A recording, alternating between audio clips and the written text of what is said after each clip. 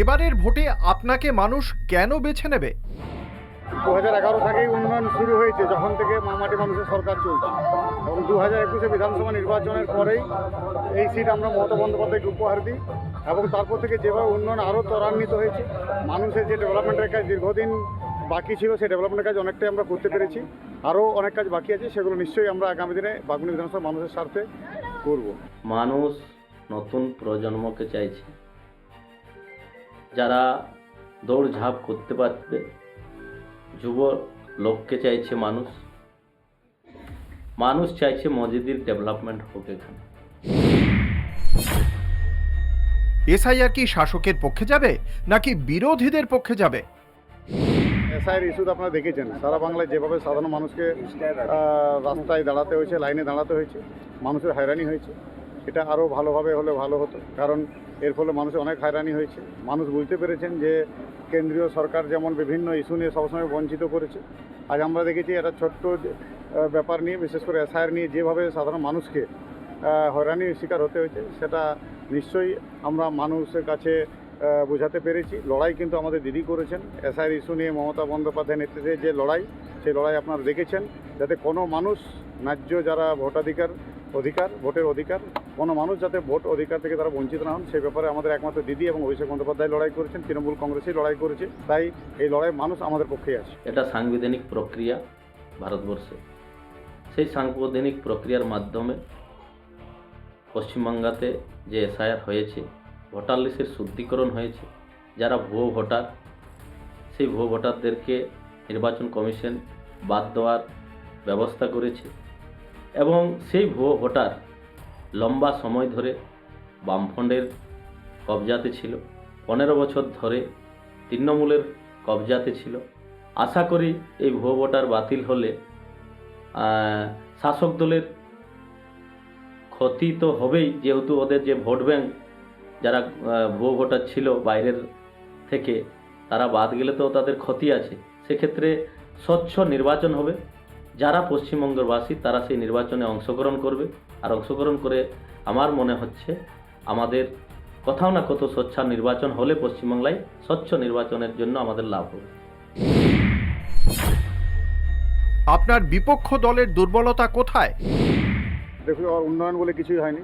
আজ 2014 সালে কেন্দ্রীয় সরকারের নেতৃত্বে, বিজেপির নেতৃত্বে যে সরকার চলছে, নরেন্দ্র মোদী প্রধানমন্ত্রীর নেতৃত্বে যে সরকার চলছে, তার একটি কাজও আমাদের এই বেঙ্গলে দেখাতে পারবেন না। এমনকি আপনারা এই পুরুলিয়া জেলা ঝালদা বাগুড়ির জন্য একটি কাজও আপনারা দেখাতে পারবেন না যে উন্নয়ন হয়েছে। কোনো মানুষের যে পরিষেবা, সেই পরিষেবার ন্যূনতম পরিষেবাটুকুও মানুষকে কিন্তু দেওয়ার কোনো প্রয়োজন আছে বলে কেন্দ্রীয় সরকার মনে করেনি। এমনকি আপনারা দেখেছেন অনেক প্রতিশ্রুতি দিয়েছিল, সেই মিথ্যা প্রতিশ্রুতি মানুষ বুঝতে পেরেছে, এবং মিথ্যা প্রতিশ্রুতি দেওয়ার ফলে এখনও পর্যন্ত মানুষ কিন্তু তাদের থেকে দূরে সরে গেছে। মানুষ তাদের সঙ্গে আর নেই। বিপক্ষ দলের দুর্বলতা সারাই আছে। 15 বছর ধরে খালি দুর্নীতির পাহাড় তৈরি করেছে তারা। নিচু স্তর থেকে শীর্ষ পর্যন্ত সমস্ত নেতারা দুর্নীতির পাহাড় তৈরি করেছে। স্বাস্থ্য ব্যবস্থাকে নষ্ট করে দিয়েছে, শিক্ষা ব্যবস্থাকে নষ্ট করে দিয়েছে, রাস্তাঘাট নেই। এখনও যে রাস্তাঘাট, এমনও গ্রাম আছে যেখানে রাস্তাঘাট নেই। আমি শুনলাম, সোশ্যাল মিডিয়ার মাধ্যমে দেখলাম যে পুস্তি অঞ্চলের ভুসুটি গ্রামে, সেখানে তারা রাস্তা তৈরি করতে পারেনি। 20,000 কিলোমিটার রাস্তা ঘোষণা করছে তৃণমূল সরকার পথের সাথীতে, কিন্তু এখনও পর্যন্ত প্রত্যন্ত গ্রামে সেই যোজনার মাধ্যমে সরকারের কাজ পৌঁছায়নি। এত বড় ব্যর্থতা। গত 5 বছরে এলাকার উন্নয়ন নিয়ে আপনি কি সন্তুষ্ট? ধরুন, এলাকার অনেক রাস্তাঘাট যেগুলো দীর্ঘদিন খারাপ অবস্থা ছিল, বড় বড় রাস্তা আমরা তৈরি করতে পেরেছি। এবং এর সঙ্গে পানীয় জলের ব্যবস্থা, বিশেষ করে অযোধ্যা পাহাড়ের মতো জায়গায় আমরা দেখেছি যেখানে আমাদের পরিশুদ্ধ পানীয় জল, যে আপনাদের মার্বেল লেকের যে পরিশুদ্ধ পানীয় জল, তেলিয়াবাসাতে যে হসপিটাল থেকে শুরু করে আমাদের সাব ডিভিশন ঘোষণা হয়েছে, এবং এখানে মানুষ তার সাব ডিভিশনাল যে কাজ সেখানে ঝালদাতে করতে পারছেন।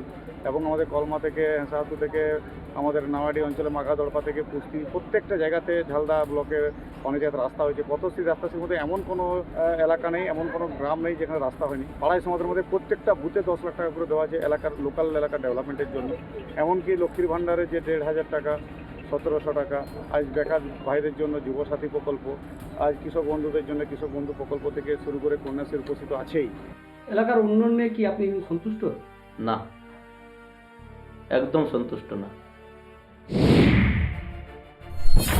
বিধায়ক নির্বাচিত হলে এই এলাকার মানুষকে আপনি কি প্রতিশ্রুতি দেবেন? প্রথমত মানুষের পরিষেবা, মানুষের পাশে থাকা, এটা তো প্রথম কাজ।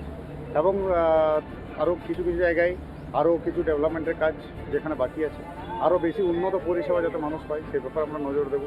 সেই উন্নত পরিষেবার লক্ষ্যে প্রত্যেকটি এলাকায় বাগমুন্ডি বিধানসভার অন্তর্গত যে 3টি ব্লকের 2টি ব্লক এবং একটি ব্লকের 2টি অঞ্চল এবং আমাদের ঝালদা পৌরসভার আরও উন্নত পরিষেবা। মানুষ বিধায়ক নির্বাচিত করবে তা ঠিক করে নিয়েছে।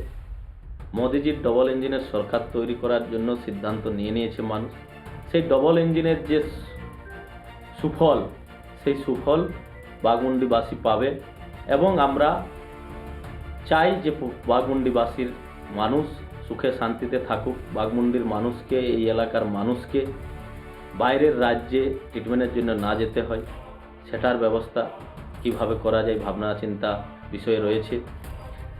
শিক্ষা ব্যবস্থা যে জলাঞ্জলিতে গেছে, পরবর্তী প্রজন্ম যাতে লেবার না তৈরি হয়, ভালো শিক্ষা ব্যবস্থা তাদেরকে প্রদান করা, রাস্তাঘাট যেগুলো এখনও তারা হয়নি সেগুলোকে কিভাবে করা যায় সেটা রয়েছে বিষয়। এবং কেন্দ্রের যে যোজনাগুলো সরকার দ্বিচারিতার রাজনীতির কারণে আটকে রেখেছে সেটাও এখানে ইমপ্লিমেন্ট করা যাতে মানুষের উপকার হয়।